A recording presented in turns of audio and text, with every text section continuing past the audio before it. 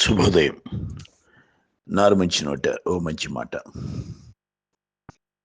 ఈ శీర్షికన ఈ రోజున సంపద కావాలంటే ఇలా చేద్దాం. అవునండి, శీర్షిక కుసుమం. సంపద కావాలంటే ఇలా చేద్దామండి. నిజం చెప్పాలంటే మనకి సంపద ఉంటేనే అభ్యున్నతి కానీ అభివృద్ధి కానీ మనుగడ కానీ సాగిపోతూ ఉంటుంది. అది సర్వసాధారణం. అందుకనే సిరి సంపదలు అంటారు. సిరి సంపదలు రెండు ఒకటే అయినా సరే సిరి సంపద రెండు ఉంటేనే పుష్కలంగా మనిషి జీవితం అని చెప్పుకోవచ్చు. ఒకటి మాత్రం కరెక్ట్ అండి, మనిషి జీవితంలో శాశ్వతమైన సంపద అంటే అర్థం ఏంటో తెలుసా? అది ఆధ్యాత్మిక సంపద అండి. ఎస్, మనం సంపాదించేటువంటి డబ్బు ఇవన్నీ కూడా ఇట్టే కరిగిపోతూ ఉంటాయి, మటుమాయమైపోతూ ఉంటాయి, కుప్పకూలిపోతాయి, భస్మీపటలం అయిపోతాయి, అదృశ్యమైపోతాయి, మనం కనబడకుండానే హారతి కర్పూరంలా కరిగిపోతాయి. శాశ్వతమైన సంపద ఏదయ్యా? నీ తోడు వచ్చేది, నీతో వచ్చేది, నిన్ను నీడగా ఉండేది, ఈ ప్రపంచంలో నువ్వు లేకపోయినా నీకు స్మరించేలాగా పేరు ప్రఖ్యాతులు తెచ్చేది ఏదంటే ఆధ్యాత్మిక సంపద. ఎవరు చెప్పినా సరే ఇదే చెప్తారు. ఆరోగ్యంగా బతికినా సరే, మరి అలాగే అనారోగ్యంతో రోజులు లెక్క పెట్టినా సరే, ధనికుడిగా భోగాలు అనుభవించినా సరే, దారిద్ర్యంతో బాధలు పడుతున్నా సరే, ఎలా బతికినా ఒకనాటికి, అవును కదండి, ఎలా బతికినా సరే ఒకనాటికి మనిషి మరణించక తప్పదు, ఈ భూమి నుంచి వెళ్ళిపోక తప్పదు. ఇది సృష్టి ధర్మం అండి. కాసేపటికి విరిగిపోయే పాలల్లో పాడవ్వని నెయ్యిని దాచాడు భగవంతుడు. అది నగ్న సత్యం. కాసేపట్లో విరిగిపోయే పాలల్లో పాడవ్వని నెయ్యిని దాచాడు ఆ ఈశ్వరుడు. కర్మతో కర్మభూమిలో జన్మించిన ప్రాణంలో శాశ్వతమైన ఆత్మ ఉంది. ఇది ఆధ్యాత్మిక పరులకు అర్థమవుతుంది. ఈ పదానికి అర్థం కర్మతో అంటే మనం చేసేటువంటి పనులతో కర్మభూమిలో జన్మించిన ప్రాణంలో శాశ్వతమైన ఆత్మ అనేది ఉంది అన్నది. ఈ ఆత్మ సాక్షాత్కారం కోసం చేసేటువంటి సాధన పేరు ఏంటో తెలుసా అండి? అంతర్యాగం. అంతర్యాగం ఎంత సంపాదించినా సరే అది కుటుంబం కోసం. దాచిన ధనం దొరలు పాలు లేదా దొంగల పాలు అని అంటారు. ఇది ఎప్పటి నుంచో వస్తున్నటువంటి నానుడి కూడా. దోచుకోలేనిది విద్య అయితే శాశ్వతమైన సంపద ఆధ్యాత్మిక సంపద. ఎన్నైనా దోచుకోవచ్చు, మనిషి దగ్గర నుంచి, శీలం దగ్గర నుంచి ప్రతి ఒక్కటి దోచుకోవచ్చు. కానీ దోచుకోలేనిది విద్య. ఆ విద్య ఉంటే మనం ఎక్కడైనా రాణించవచ్చు, ఏ వయసులో అయినా సరే సంపాదించవచ్చు. దోచుకోలేనిది విద్య అయితే శాశ్వతమైన సంపద ఆధ్యాత్మిక సంపద. అది ఎన్ని జన్మలైనా సరే మన వెంటే వస్తుంది. జన్మ మీద నమ్మకం ఉన్న వాళ్ళకి చెప్తున్నా. నిత్యకర్మలు ఆచరిస్తూ మీ బాధ్యతలు కర్తవ్యం నిర్వహిస్తూ ధర్మబద్ధమైనటువంటి జీవితం గడుపుతూ దైవనామస్మరణ విడవకుండా సాధన మార్గంలో సాగిపోవాలి. ఇది ఆధ్యాత్మిక పరులు గ్రహించాలి. నిత్యకర్మలు ఆచరిస్తూ మన బాధ్యతల్ని కర్తవ్యాన్ని నిర్వహిస్తూ ధర్మబద్ధమైనటువంటి జీవితం గడుపుతూ దైవనామస్మరణ విడవకుండా సాధన మార్గంలో సాగిపోతే బాగుంటుంది. ఏ ఉపాసన, ఏ దైవనామస్మరణ చేయకున్నా సరే నీ రోజు పూర్తవుతుంది. ఎవరికైనా అంతేనండి. దేవుణ్ణి తిట్టినా, దేవుణ్ణి తిట్టకపోయినా, నువ్వు పని చేసినా, పని చేయకపోయినా ఏవండీ నువ్వు కాలక్షేపంతో ఉన్న ఇట్టే విలాసాలతో, భోగాలతో, విష సంస్కృతిలో ఉన్న, ఆధ్యాత్మిక సంపదతో ఉన్న రోజు ఇట్టే గడిచిపోతుంది. రోజు ఎవరి కోసం ఆగదు. మరి నిజంగా అది ఆలోచిస్తే గనక మన కుటుంబం కోసం మనం పాటుపడక తప్పదు. అదేదో దేవుణ్ణి స్మరిస్తూ చేస్తే మనం చేసేది ఉపాసన అవుతుంది కదండీ! ఆలోచిస్తే మరింత ఫలితాన్నిస్తుంది.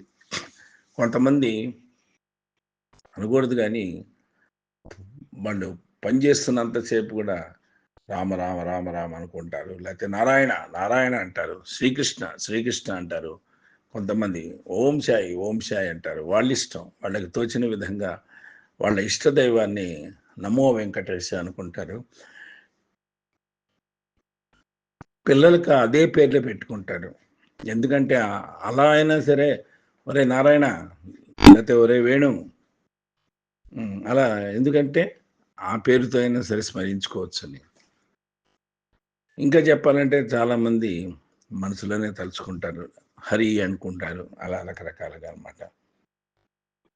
మనం ఇద్దరు వ్యక్తులు ఒక చిన్న కథగా చెప్పాలంటే మనం ఇద్దరు వ్యక్తులు రోజు కూలీ పనులకు వెళ్తున్నారు. రోజు కూలీ తెస్తేనే గాని వారి ఇల్లు గడవదు పాపం. ఇద్దరు మంచి స్నేహితులు. అయితే అందులో ఒకడు నేను కూలీ చేస్తే గాని నా ఇల్లు గడవటం లేదు. ఇందులో దేవుడు చేసేదేముంది గొప్ప పెద్ద పొడుగులాగా నా కష్టం నాకు తప్పదు. అవును గదా! నా కష్టం నాకు తప్పదు. ఆ దేవుడు ఇంకేంటి వచ్చి ఆదుకుండేది అని చెప్పి దేవుడిని నిందలేయటం, దేవుడిని తిట్టటం, ఎప్పుడు పడితే అప్పుడు దేవుడి గురించి ఎవరైనా ఏదైనా చెప్తే నా దగ్గర చెప్పొద్దు అని అంటాం. తల బిరుసుగా మాట్లాడటం. అసలు దేవుడిని నేను తలవనయ్యా బాబు. దేవుడిని తలవను. పనే నాకు ముఖ్యం. పనిలోనే నేను చూసుకుంటాను అని చెప్పేసేసి మాట్లాడేవాడు అందరి దగ్గర. ఇంకో వ్యక్తి ఉన్నాడు కదా! రెండో వ్యక్తి. అతడు దేవుడి దయ ఉండబట్టే ఈ రోజున నాకు ఈ పని దొరికింది.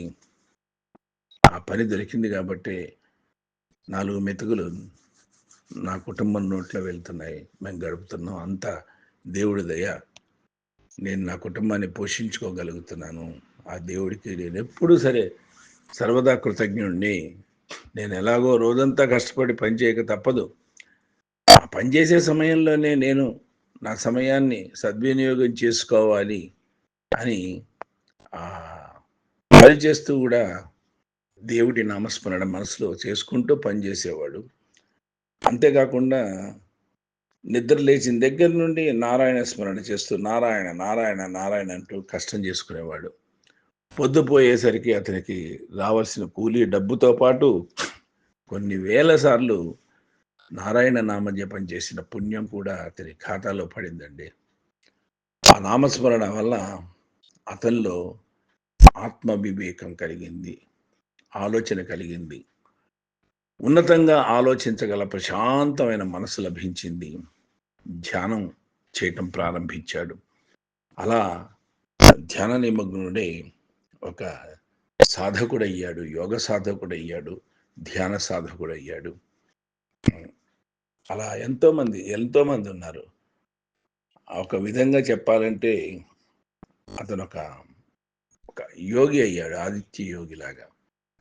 ఇంకో వ్యక్తి ఆ చాకిరీని తలుచుకుంటూ గాడిద చాకిరీ ఎంతసేపు చేసేసిన గాడిద చాకిరీ యజమాని నాకు కూలీ పెంచడు, జీతం పెంచడు అని ఎప్పుడు చూసినా సరే తిట్టుకుంటూనే కుటుంబాన్ని విసుక్కుంటూనే కుటుంబంలో వాళ్ళని తిడుతూ అందరిని తిడుతూ మరి పని చేయించిన యజమాని కూడా తిడుతూ రోజు ముగిసిపోయేది. అంతే వాడి కాలక్షేపం.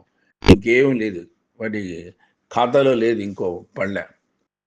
సరే ఇద్దరికి ఆఖరికి వచ్చేటడికి జీవితం ముగిసింది. మరణించారు. మరణించిన తర్వాత దైవభక్తి గల వ్యక్తి నారాయణ నామం చేసుకున్న వ్యక్తి తాను సంపాదించిన దైవ స్మరణ అనే నిధితో ధనికుడు అయినటువంటి ఆసామి ఇంట్లో జన్మించాడు. ఎప్పుడూ తిట్టుకుంటూ, దూషించుకుంటూ, విసుక్కుంటూ, అరుస్తూ, కరుస్తూ ఉండేటువంటి ఆ వ్యక్తి ఇంకో రెండో వ్యక్తి పాపం అకౌంట్లో వేసుకున్నటువంటి వ్యక్తి పాపాలని, దూషణలు ఇవన్నీ వేసుకున్న వ్యక్తి గాడిదగా చాకలి వాళ్ళ ఇంట్లో పుట్టాడండి. గాడిదగా పుట్టాడు. ఇప్పుడు గాడిద చాకిరి తప్పదు. అప్పుడు గాడిద చాకిరి అన్నాడు. ఇప్పుడు గాడిద నిజమైన గాడిదగా పుట్టి గాడిద చాకిరి చేస్తున్నాడు. అలాగే చేసే పని ఎలాగో తప్పదు. అదేదో ఎవరిని దూషించకుండా దైవనామస్మరణ చేస్తే స్వామి కార్యం, స్వకార్యం రెండు కూడా దక్కుతాయి కదండి. ఉండే బాధలు, పనులు ఎప్పుడూ ఉంటాయి. బాధలు తొలగిపోవు. ఖర్చీఫ్ పెట్టి మొహం తుడుచుకున్నంత తేలిగ్గా మన బాధలు తప్పిపోవండి, తొలగిపోవు. దేవుణ్ణి తిట్టినా, దేవుణ్ణి స్మరించినా ఒకటే, మన బాధలు మనకుంటాయి. దేవుణ్ణి స్మరిస్తే మంచిది, మనసు ప్రశాంతంగా ఉంటుంది, మంచి ఆలోచనలు వస్తాయన్న తలంపు ఉంటే స్మరించుకోవాలి. ఎందుకు ఊరికనే వేస్ట్గా కూర్చొని పని చేయటం? అందుకే వాడిని తిట్టి వీడిని తిట్టి అది చేయటం కన్నా దైవనామ స్మరణ ముఖ్యం కదా. మనం ఆధ్యాత్మిక పరులం అయితే గనక ఉండే బాధలు, పనులు ఎప్పుడూ ఉంటూనే ఉంటాయి, తప్పదు. ఎంత నెత్తిన పెట్టుకొని చూసినా సరే ఒక వయసుకు ఎవరికి వాళ్ళు తప్పనిసరిగా ఈ బాధ్యతలు, బంధాలు అవన్నీ కూడా తెలుసుకోక తప్పదు. ఎంత అందంగా అలంకరించిన దేహానికైనా సరే, ఎంత అందంగా ఉన్న సౌందర్య రాసైనా సరే, సౌందర్య రాసుడైన, అందాల పోషకుడైన, అందగాడైనా సరే, ఎవరైనా సరేనండి, వృద్ధాప్యం రాక తప్పదు, మృత్యువు అంటక తప్పదు. నిజంగా చూడండి, కొంతమందిని ఆలోచిస్తే యంగ్స్టర్స్గా ఉన్నప్పుడు మంచి బ్యూటిఫుల్గా యంగ్ చాప్స్గా ఉంటారు. ఆ వృద్ధాప్యం రాగానే చూస్తే ఎంత బాధేస్తుందో. ముడతలు పడ్డ శరీరం, జుట్టంతా కూడా తెల్లబడిపోతుంది, వంగిపోతాడు, శుష్కించిపోతూ ఉంటాడు, మాట నోట రాదు, పళ్ళు ఊడిపోయి ఉంటాయి, అన్ని రకాలుగా ఉంటాడు పాపం. ఆ దేహానికి వృద్ధాప్యం అనేది వస్తుంది. అలాగే మరి సంపాదన పిల్లలు పంచుకుంటారు, కానీ మరి తండ్రికి తల్లికి వచ్చిన అనారోగ్యాన్ని ఎవరు తీసుకోరు కదా. తీసుకునే విలువ కూడా లేదు. పుచ్చుకోవటానికి అది ఆస్తి కాదు, అది అనుభవించాల్సిందే, తప్పదు. అనారోగ్యం కానీ వృద్ధాప్యం కానీ అనుభవించాల్సిందే. అందుకే మనకంటూ మిగిలే సంపాదన, మన వెంట వచ్చే శాశ్వతమైన సంపాదన ఒక ఆధ్యాత్మిక సంపాదన మటుకే. దీన్ని మరవద్దండి, ఈ మార్గాన్ని విడవద్దు. ఎందుకు చెప్తున్నానంటే దీన్ని మరవద్దు, ఈ మార్గాన్ని విడవద్దని ఇంత నిక్కచ్చిగా ఏదో ధనరాశులు పోసో, లేతే ఆస్తి మొత్తం కూడబెట్టి తాకట్టు పెట్టో సంపాదించక్కర్లే. జ్ఞాన మార్గం కానీ, దైవభక్తి కానీ, ఆధ్యాత్మిక చింతన కానీ, ఆధ్యాత్మిక సంపద కానీ అది ఆటోమేటిక్గా మనకు ఉచితంగా లభించేది. ఆ ఆధ్యాత్మిక చింతన కానీ, ఒక ధ్యానం కానీ, ఒక యోగం కానీ, ఒక మెడిటేషన్ ఇలాంటివన్నీ కూడా అనుభవిస్తే, ఒక అనుభవంలోకి వస్తే దాంట్లో ఉన్న మహదానందం ఇంకెక్కడా లేదు. ఇంకా టైం ఎక్కువ ఉంటే మనం ధ్యానంలో ఉందాం. కొంతమంది అలా ధ్యానంలోకి, యోగ ముద్రలోకి వెళ్ళి గంటల తరబడి గడిపేసేసి ఆనందాన్ని భూతులను పొంది వాళ్ళ కళ్ళ వెంట ఆనంద భాష్పాలు రాలటం నేను చాలాసార్లు చూశాను. తెలియని అవ్యాజమైనటువంటి అలౌకిక ఆనందం పొందుతారు. మనకిష్టమైనటువంటి ఓ పదార్థాన్ని ఒకటికి 2-3 సార్లు వేసుకొని తింటూ ఉంటాం. అట్లాగే ఈ ఆధ్యాత్మిక చింతన అనేది కూడా అంతే. ఇష్టమైన పదార్థం అయిపోయి ఎప్పుడు సమయం దొరికితే, ఎప్పుడు వీలు దొరికితే అప్పుడు మనం కళ్ళు మూసుకొని భగవద్ధ్యానం చేసుకుందామా అన్న తపన వస్తుందండి ఎవరికైనా. అది అనుభవించిన తర్వాత వస్తుంది. అంతే తప్ప కూర్చొని కళ్ళు మూసుకొని ఏసీ వేసిందా లేదా, ఫ్యాన్ తిరుగుతుందా లేదా, కంఫర్టబుల్గా ఉందా లేదా కూర్చుంటే అని కూర్చొని చెవిలో ఓం నమ శివాయ అని పెట్టుకున్నా, ఓం ఓం అని పెట్టుకున్నా, నీ ఆలోచనలన్నీ కూడా ఇవాళ వాడిని ముంచాలా, వీడిని ముంచాలా, వాడిని తేల్చాలా, వాడి అంతు చూడాలా, లేకపోతే వాడి దగ్గర నుంచి డబ్బు గుంజాలా, లేకపోతే పలానా వాళ్ళని కలవాలా, పలానా గర్ల్ ఫ్రెండ్ని కలవాలా, పలానా బాయ్ ఫ్రెండ్ని కలవాలా, పలానా వాడితో చాటింగ్, ఇలాంటి ఆలోచనలన్నీ పెట్టుకుంటే ఏమీ లేదు నీకు చివరికి. చికాకు కలిగి ధ్యానం లేదు, పాడు లేదు, లేచి కూర్చుంటావు. మామూలుగా నీ పనులకు నువ్వు వెళ్తావు అని విసుక్కుంటూ. కొంతమంది ధ్యానం అని కూర్చుంటారండి, నిద్రపోతారు, గురకలు వచ్చేస్తాయి, గురక వస్తుంది, వాళ్ళని లేపాల్సి వస్తుంది. నేను చాలా చోట్ల చూశాను, పెద్ద పెద్ద ఆర్గనైజేషన్స్లో మెడిటేషన్ అని అంటుంటారు కదా, ఆ మెడిటేషన్కి వెళ్ళినప్పుడు చాలామందిని చూశాను, నిద్రలోకి జారుకొని గురకలు పెడుతూ పక్క వాళ్ళకి డిస్టర్బెన్స్ కలిగించే వాళ్ళని చాలామందిని చూశాను నేను. అది జీవితం అనేటువంటి పాలలో భక్తి అనే పెరుగుని బాధ్యత అనే కవ్వంతో చిలికి, కష్టం అనే వేడిపైన కానీ, లేకపోతే నెయ్యి అనే ఆత్మసాక్షాత్కారమే మనసుతో చేసే అంతర్యాగ సాధన, మనసు లగ్నం చేసే ఉపాసన. అది ఒక్కసారి మళ్ళీ చెప్పుకుందామండి. అది జీవితం అనే పాలలో భక్తి అనే పెరుగుని బాధ్యత అనే కవ్వంతో చిలికి, కష్టమనే వేడిపైన కాచి, నెయ్యి అనే ఆత్మ సాక్షాత్కారమే మనసుతో చేసే అంతర్యాగ సాధన, మనసు లగ్నం చేసే ఉపాసన. ఇది హితం. జరుగుతున్న వాటికి కర్తృత్వాన్ని మన నెత్తిన వేసుకున్నప్పుడు వాడే పదమే ప్రారంధం అంటారు.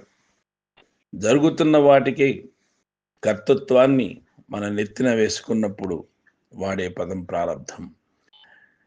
దేవుడి మీద వేసినప్పుడు వాడే పదం భగవదీచ్ఛ, భగవత్ సంకల్పం అని అంటాం. దేవుడి మీద వేసినప్పుడు ఇక ఏది అర్థం కాక ఉన్నప్పుడు వాడే పదం ఏంటండి? విధి, ఫేట్ అండి, విధి ప్రకారమే జరుగుతుందంతా అని చెప్పి అనుకుంటాం. ఏది అర్థం కాక అయోమయ స్థితిలో ఉన్నప్పుడు మనం ఈ మూడింటి అర్థం మన చేతిలో ఏమీ లేదు అనేది మాత్రం తెలుసుకోవాలండి. ఈ మూడింటి అర్థం మన చేతిలో ఏమీ లేదు, అదండి విషయం. నిజం చెప్పాలంటే అసలైన సంపద ఆధ్యాత్మిక సంపద.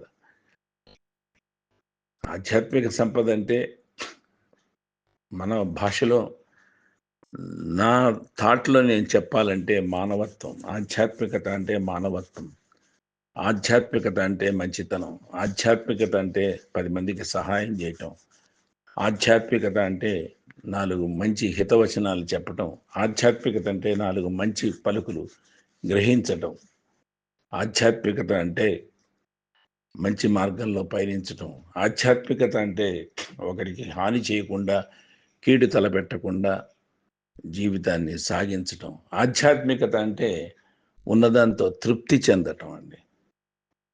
ఇదంతా ఆధ్యాత్మికత. ఈ ఆధ్యాత్మిక సంపద కోసం, ఈ ఆధ్యాత్మికత సంపద కోసం పాకులాడదాం, ప్రాధేయపడదాం, దానికోసం అన్వేషిద్దాం.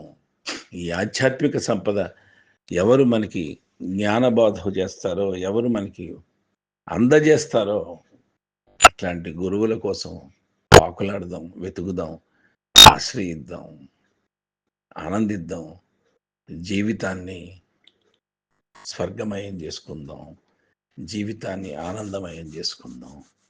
స్వస్తి. భవదీయుడు నారు మంచి.